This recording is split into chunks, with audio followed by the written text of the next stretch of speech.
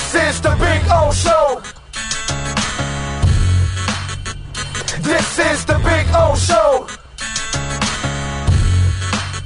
All right. Good morning, sir. How are you doing? Doing good. Kind of interesting morning here. One, we learned the Cavaliers aren't invincible. Two, we learned Jimmy Butler plays on. You know, it's kind of interesting, Big O. Without the Heat playing yesterday, it really was a double loss for the franchise. When you look at it, it's like that's how things are going, that even when they don't play, it can be a bad weekend. Yeah, because you see Indiana play with some guts. They got players that you don't see on this team with the Miami Heat. They're playing, in a tough moment the way they did, eliminating another team in the first round. It's just, you look around, look, Houston, they made Golden State look old the last two games, right? But last night, obviously, Golden State with their experience and Houston with their inexperience, because I saw a lot of youth and ability there. It's just I didn't see a lot of teamwork. They don't work hard enough to set each other up in Houston. You know what I mean? Whereas better teams do that, like the one they played yesterday, and that's why they got eliminated. But at least with Houston, you see young pieces there that can get you excited and that you're building. You see it in Detroit, for Christ's sake. There are places that you're like, oh my God, what's going on there? And look what's going on here. And that's where, before you came on, whether Riley likes it or not, which I know he doesn't, really the only way to go forward for this team is to completely tear it down. But Big O, I'm going to throw it back at you because you mentioned the Rockets and you mentioned the Pistons. How many years are you willing to go with the tear down? Because look at the Pistons history and look at the Rockets history and the years they missed the playoffs. So let me ask you this. It's all bold and bravado to say tear it down. Okay. It would take about 5 years to get the stockpile that the Rockets and Pistons Ira, what have you done the last 2 years? What are you going to do next year? That's 3 years already of wasted time. You have to pick a starting point. So you can say what you could have, would have. You were in the finals 2 years ago. Ira, the Heat are in a fucking hamster wheel, dude. They've got no money, no space, no sexiness. Nobody really wants to come here. They've got no real options. Durant's not going to put them over the top. Why take a Zion Williamson problem? My point is what I've never told you before. You got to get rid of Bam and Tyler. Get as many picks as possible and 5 to 7 years. 5 to 7 years. Well, hey, too bad, so sad, Pat Riley. It's worked out for OKC. It's working out for Houston. It's working out for Detroit. It's the way you build nowadays, baby. You either adjust or die. There's a reason why Warren Buffett this weekend said you might want to start investing in other currencies, not the United States. You either adjust or die. You see what's going on with our deficits. You see what that's going on. If you don't adjust, you will die. Bitcoin, same shit here. If you don't adjust, you will die. These teams that are getting back, if you're expecting a Luka trade to land on your lap like it did for the Lakers, my God, dude, that was great for us. It was called Alonzo Mourning back in the day. It doesn't happen with the aprons anymore. There's no real option to get you to a championship, which is what they're all about. So actually, the best way to get to it is the furthest way to get to it. It's by tearing it down, because the one that you think is a shortcut is really not a shortcut, because you keep doing it and it's a hamster wheel that you're just spending your time and spinning your wheels. And again, you're only drunk on the 2 trips to the finals because of the bubble year. Perfect scenario, not really a great team. And then the other year where you had Embiid and Giannis injured, again, perfect scenario. We're drunk on 2 things that we keep thinking will continue to happen. Hamster wheel. You know, you can say it all you want. I know South Florida. I've lived here for over 4 decades. I know what fans will accept. I know what fans will put up with. And if you think a franchise down here can survive 5 years in the toilet where Detroit was with 23, 25 straight losses, they can't. And the Heat knew that. And Mickey Harrison is part and fabric of this community. And he understands South Florida simply will not tolerate that. So you stay competitive. You offer interesting games. You offer what we saw in the play-in. You offer what we saw in the finals 2 years ago.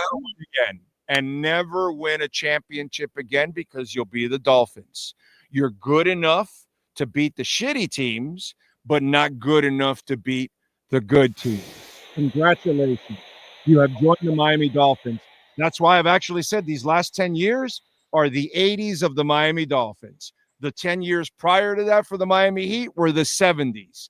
Boy, they are mirroring the Dolphins. The Dolphins have made every decade worse and worse and worse, and the Miami Heat are now making the next decade. And it's just odd because as I think back, I can't recall the Dolphins being in the Super Bowl twice in the last 7 years. I must have missed that. Again, you can create the narrative.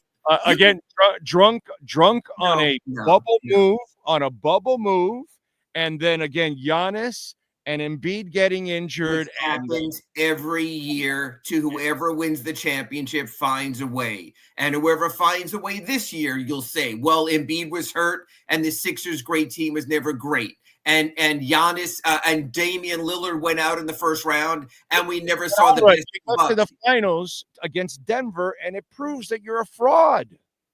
You did nothing. You blew everybody's up, and you said, oh, we're going to have a great year, this, that. And in the end, just like the Dolphins against the Niners, you got spanked and you got sent home and said, yeah, dude, you had a hot year. Go ahead, get the hell out of here. It was a hot year for nothing. It's hot air. That's all. The Heat are in the hamster wheel where they're not going to ever be a championship team anymore. They're not sexy enough. They don't have the picks. They don't have the space. They don't have the players. They don't have anything to acquire real championship pieces. Come on, man. You got to tear it down. That's the best thing that they would do. You're not getting anywhere with these guys. Hasn't that been proven with those two kids? Nope. It just hasn't. It just Tyler Hero, if you remember in 2020 and the playoffs and what he did against Celtics, so don't say he hasn't done anything in the playoffs. Bam Adebayo, teams that have made the conference finals and the Eastern finals. No, I think the opposite. I think you show a smart front office and how you can augment and build around that because you don't want Detroit was more than awful. It was unwatchable. Remember last year with Monty Williams and the losing streak that they had. And you can say all you want that. That's fine. As long as Mickey Harrison is willing to offer free tickets, free parking, and free admission, you can do that. You can't do that down here. I understand that it's going to be brutal, but you've done that to yourself. You have put yourself in this position. So if you want to keep, pumping hopium to people, you go ahead and keep pumping hopium. But the reality is what I keep saying, because look what's going on. Nothing. It's what you are. Nothing. And by the way, how many times do I have to see Bam when he goes up against somebody that plays him tough go small? That happens to him all the time, dude. He's the bigger version of James Harden. Oh, that's absurd and beyond stupid. The depths that he's gone in the playoffs and the level he's gone in the playoffs compared to James Harden and what he's shown on an international stage with the Olympic team. No, this guy is a proven winner. Unless you didn't watch the Olympics last summer, this guy has shown so many Olympians around him. Ira, they're Olympians, or Dwayne Wade, or Jimmy Butler, but he is the servant. He's not the leader, dude. He's not. If he was a leader, he would have done something now. I'm sorry. James Harden didn't do anything on either side of the floor when they lost Game 7 on Saturday. Bam Adebayo always does something on one side of the floor, no matter how grim it was. You know what? Bam Adebayo was really good defensively against the Cavaliers in that series, and he found himself surrounded by 4 non-defenders. No, he's a guy who will consistently produce for you at the level that you know what he is. He is a defensive alpha. Is he a beta on offense? But not a franchise player. And you're paying him to be a franchise player, and he's not even close. And his salary and the way the extensions work and the way the cap will work, he'll settle in very nicely as a number 2. So, Big O, what you really have to think about instead is not where you've spent your money, but where you're spending your money. So when Tyler Hero comes up for his extension in October, and you're saying it's one thing to pay Bam 50, everyone pays a player 50 who might not be an alpha. That's the reality. Just deal with it. Tom Cruise gets $50 million for a movie. He's not very good anymore. You just pay for it. It's when you have 2 of them. He produces. It's when you have 2 of them or 3 of them, that's the problem. But you have to build around something. What you want to do, Big O, is build around air, is cast it all aside and then hope that every single draft choice hits. Every single draft choice. You gotta hope that when you tank, you get higher picks and you got a chance to get a star. You don't have one now. You have no dogs on the team right now. Okay, Larson has dog in him, but he's light years away to prove anything. Ware has some dog in him, but again, these are puppies. You gotta see what you can get out of those guys. But Bam's been around long enough to prove he's not a dog offensively. He doesn't bring it every night, and especially in key moments, it's not in him. And Tyler's not the guy. So you're paying for people that are never going to get you there. They're supporters. They're not leaders. In the successes that they've had, they have supported in those moments. But they're put in positions in their financial position with those 2, even under contract. If Tyler doesn't get extended and plays out the 2 years, you will absolutely be positioned 2 years from now to have 4 first-round picks to offer, to have salary cap space to offer once Wiggins expires. What I'm saying, Big O, is there is a window. You might have to thread a needle, but there is a window 2 years down the road, not 5 years down the road, when you will have the financial wherewithal, cap space, when you will have the draft pick wherewithal, 4 first-round picks, when you will have the tradable salaries need be an expiring or that opening for a flat-out signing someone, and then you find the guy and thread the needle. Because I don't care what you say. Bam Adebayo, one thing about his game, and this is important, Big O, his game is not going to get much worse because it is what it is, and that's a good thing in some standpoint. He will always be a quality defender. He will always be a third-tier scorer. Don't disagree. Tyler Hero will be a bucket to the day he dies, will not be that leading player or that number 2, maybe can be a number 3. They have set themselves up to add that guy. Now, when Luka extends this summer with the Lakers, then you can tell me, hey, Ira, a door is closed, and I'll agree with you. But there'll be another guy. There always is another guy there. Now, can you be the team? So this is what you're selling now. So here's 3 years of spinning the wheel, doing nothing. 2 more years. No. This is just completed the 3rd year where you do nothing. Okay? You've been a playing team. You've done nothing. And now next year, you're not going to be nothing. And then the year after that, you're not going to be nothing. That's 5 years of playing the same kind of style that they want to play in the front office. And then you're 2 finals. Years of bullshitting around, because this is what you've been doing. You've been bullshitting around because you're going to continue. You're continuing on this whole thing of the prayer in the window again. Okay. So now the prayer in the window, and if that falls through, then what happens after that? And you've wasted 5 years when you could have already been tearing it down for a while. And by the way, this is not hindsight. I wanted to trade Jimmy right after that last finals trip. Okay, so it's not hindsight. This is that Pat Riley doesn't have foresight anymore. And he refuses to adjust to the way things are done nowadays. All these teams are getting better by taking a bunch of steps back. And I get it. It's above you because you're the Miami Heat. And that attitude, I'm sorry, dude, you're the billionaire. Again, we go back to the cheapness of the billionaire. How can you say cheapness? He's been in the luxury tax for 5 years. He's spent more in luxury tax money than maybe 8 teams in that stretch. Okay. Okay. Sure. Last couple of years, I'm sure he's cutting a profit. I'm sure he's cutting some kind of a profit, but he knows if he tears it down to the spikes, he's not going to cut a profit anymore. He's not going to have the place full. He's not going to have his suites full. That's why he also doesn't want to do it, because by tearing it down, you're also going to have to lower prices and do all those other things that they don't want to do. He doesn't want to bite the bullet. That's when a billionaire says, yeah, we got to bite the bullet and say, all right, this is what we are because this is the new plan and this is what we're going to do. And then you'll find out if whatever Heat Nation gets behind you, great. I'll still be watching. I'll still be supporting. Either way, I'm still going to be watching or supporting. But I'm telling you, what you're doing now is getting you absolutely nowhere because you're not willing to actually, go all the way out and reset the entire team like so many others are doing, and it's working out for them. This whole thing about catching, a star, man, those days are gone for us, man. They're gone. How do you know? Because I've watched it. The only guy that's brought people is Wade, not him.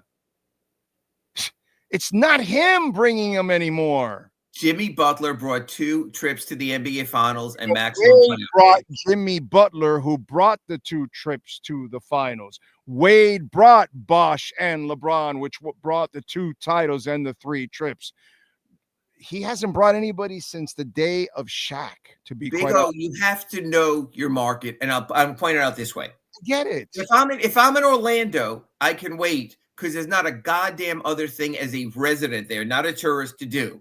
If I'm in Oklahoma City and I've seen the oil derricks on the way in from the airport to downtown, you are waiting because unless you're driving down to Norman to watch the Sooners, there's not a goddamn other thing to do.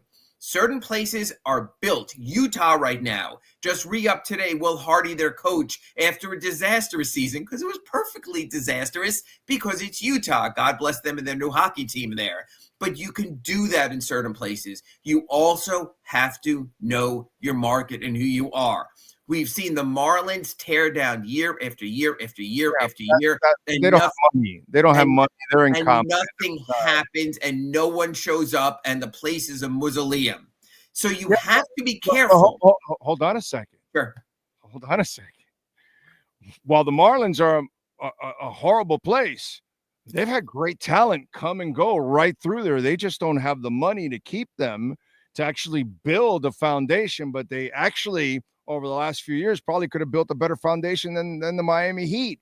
The problem is they're too damn cheap. It's not a good example. The Miami Heat have the money, but actually to put your money to use the right way, you got to reset the whole team so that way you could get your young guys. And I am not disagreeing with the reset.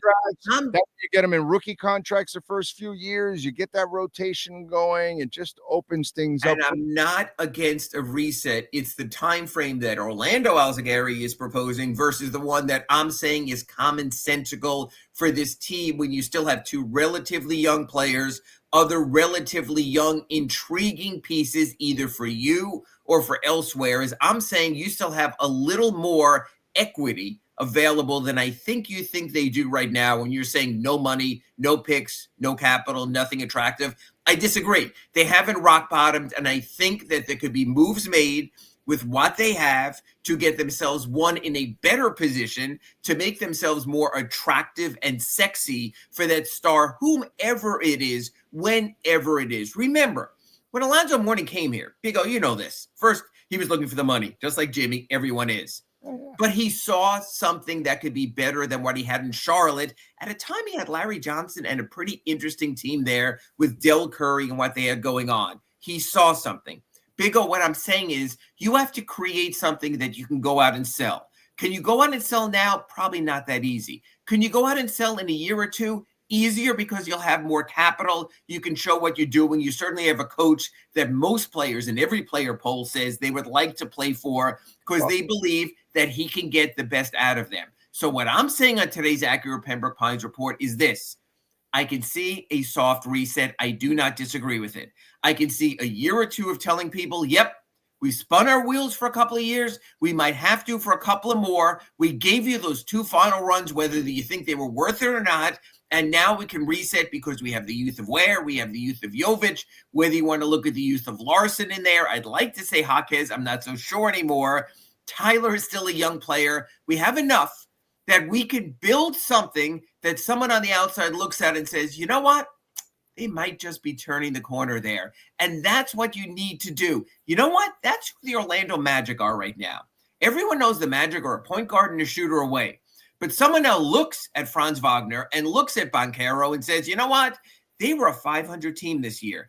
They barely won their division, but they can be something. So what I'm saying to you is, you're talking about rearranging the deck chairs in the Titanic. I'm not saying that. What I'm saying is you have enough quality deck chairs that you can set up your storefront that someone might walk by on the trade market or free agency and going, they weren't that bad too long ago. I think they could again. I think that's how you entice. I'm telling you that your 5-year plan, if well constructed, can be a 2-year plan.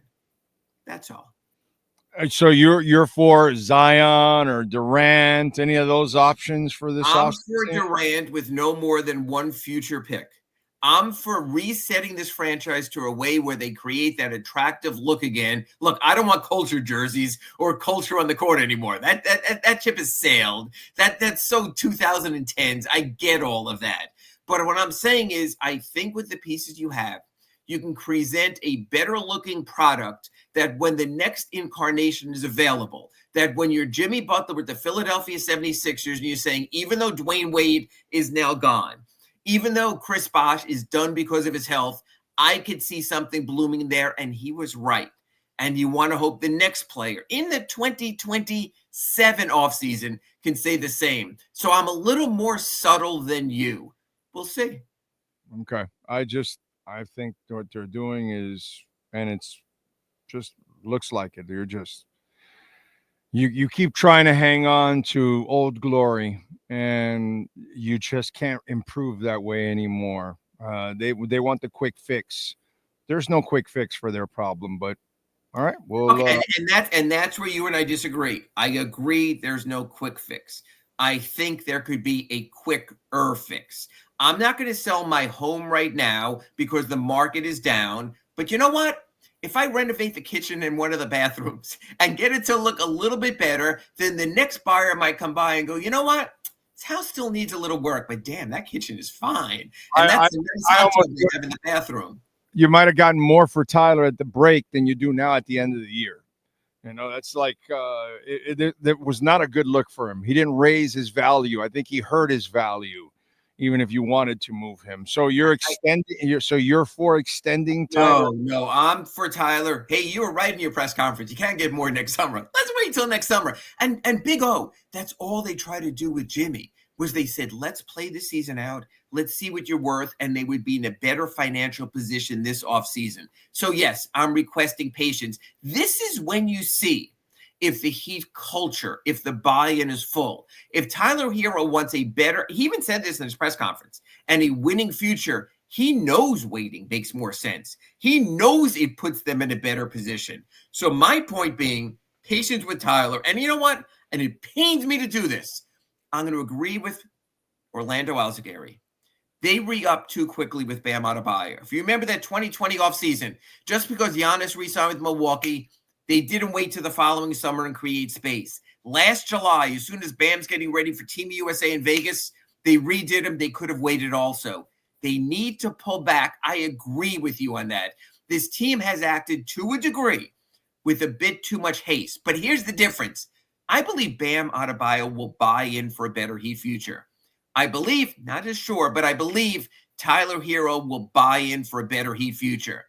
Jimmy Butler only gave a rat's ass about himself and his money. And that was the difference in when you're talking about if you want to sort of, cast your future with a certain player. It has to be with the Zoe-like, the Hardaway-like, the Dragic-like, who said, I am in this to win this with you. This is my team. The problem in recent years has been you had Jimmy Butler, who was all about himself. I'll give you another name, and you're going to agree also. Kyle Lowry, who was all about himself. If you get these renegade independent contractors, all the culture in the world, all the Pat Riley arm around the back, doesn't give a rat, it's not going to matter. They want their money. They want it their way. I think the Heat right now have the right players to work with. So what I'm saying is I see a lump of clay I can still malleable and make into something of quality. You're saying take the lump of clay and put it out with the recycling and start all over again. Yes. I'm telling you, I don't think it has to be all 5 years. We'll see. Do what you've never done before is kind of reset the team, which is something that I know he hates, and he would, he doesn't.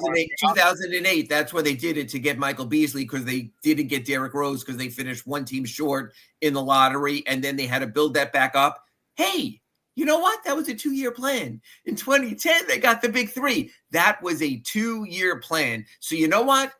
Here's the difference. I'm banking on different rules and different times and different Riley and younger Riley, and I understand all that. But what I'm saying is, I would first try to see if that blueprint is doable. And this is, Big O, this is how they do it.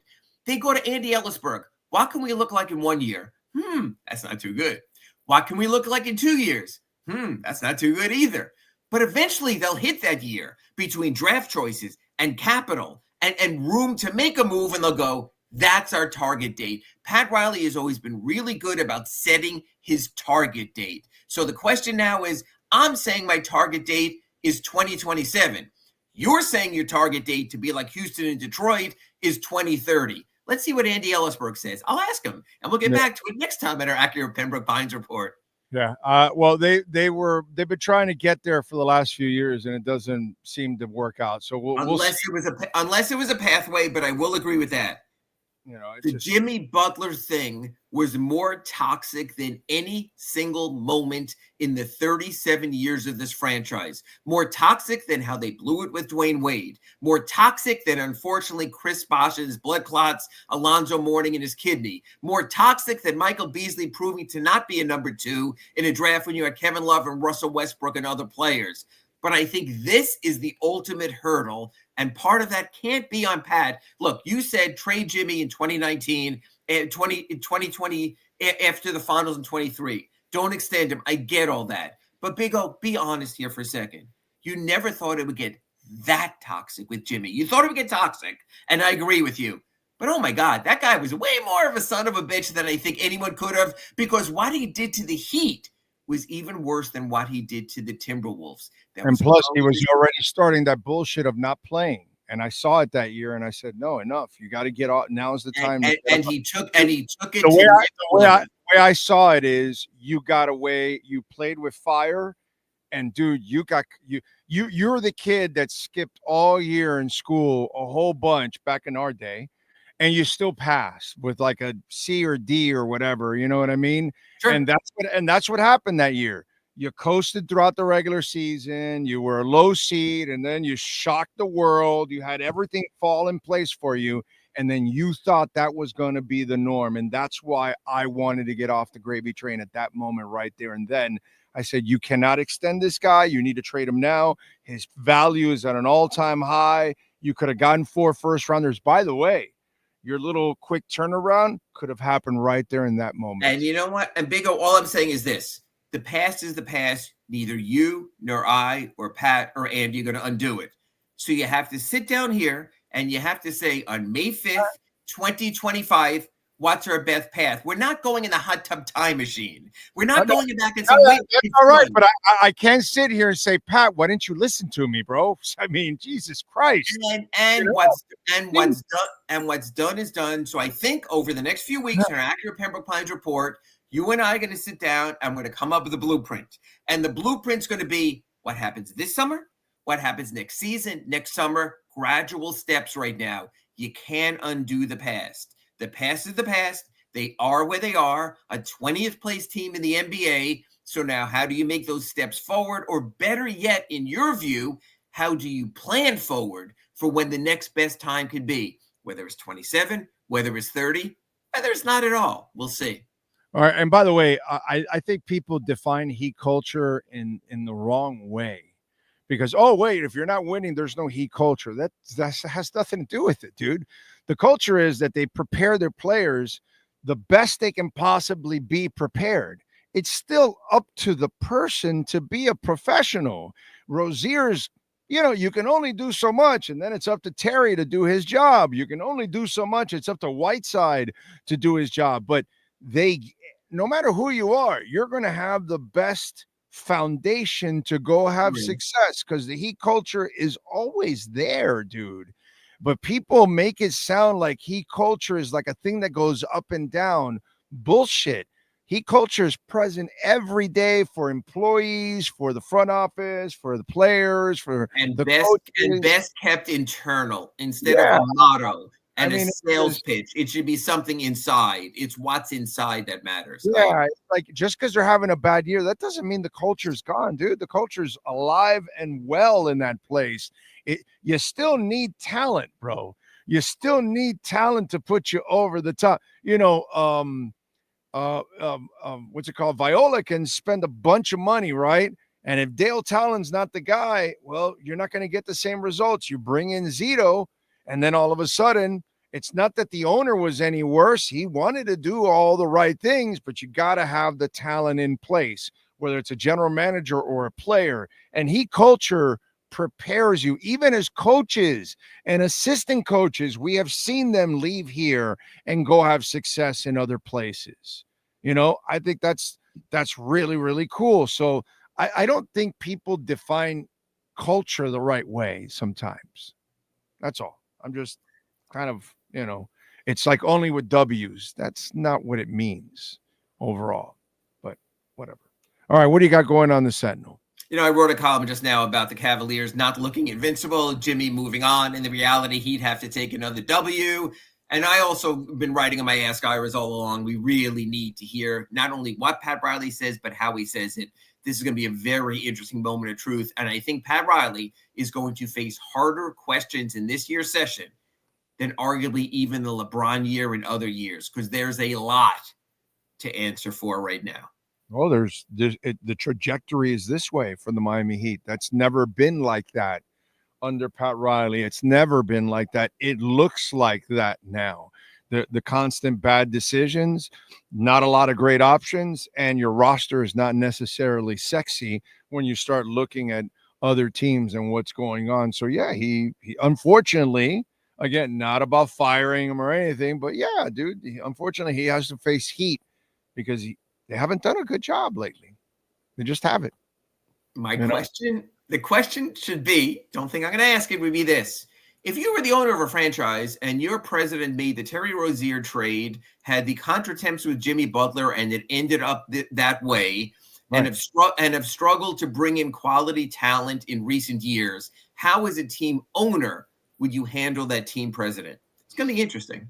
Yeah, you're right. The difference is he has a track record and he has earned that right. And so that's what I would say. And that's where I don't defend Riley's moves lately. And I definitely, if that's the way they're going to go, oh my God, do I disagree with that? But he has earned the right to dig himself out of this hole. That I will never, ever argue, because he like I said before, man, we can't do what we did to Shula. We gotta allow Larinaga to leave when he wants, and Jim Morris and Ron Frazier. When they've paid their dues, they decide. We gotta let them decide. They'll know. They're so good that they don't want to deal with the embarrassment long enough. So they'll know when it's time, when things have passed them by. But you got to let those kind of people do it. What we did to Shula is unforgivable, and we can't do that to Riley. And we've done it the right way with some other guys. You know what I'm saying? Katie Meyer was here for a long time, and she chose to leave when she wanted. And, she kind of earned that right too after a positive tenure there. Overall, I think it's sometimes we got to be respectful for some of these people that have given us so much. And hopefully next time when we talk, Paddle of Talk, we'll have a better sense. So could be interesting. All right. Follow him on Twitter at Ira Heatbeat, and make sure you subscribe to the South Florida Sun Sentinel. Ira, as always, thank you. We will catch up next week. Thanks, Big O. You got it. There we go. And the 17th anniversary is going on. We've been there, I don't know, I think it's 14 or 15 of those 17 years, something like that. I think we started in 2010, the RDX that my wife drives is 2010, 2009, 2010. So maybe it's 16 of those 17 years we have been with Acura Pembroke Pines, and they are in their 17th anniversary. They're ass kickers. The Integra right now, 2025 model, you can get 3.9% financing for 60 months. The ZDX, the get electrified, baby, and you can get some great deals right now because they're the 2024 models.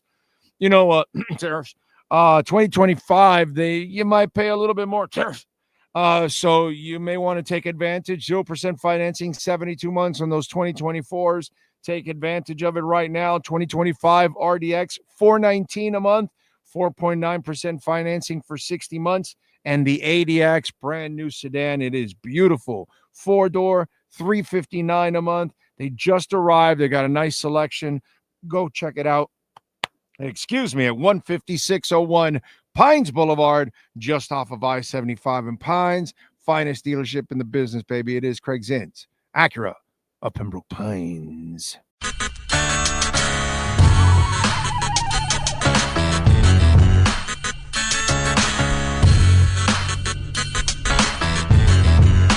This is the Big O Show. This is the Big O Show.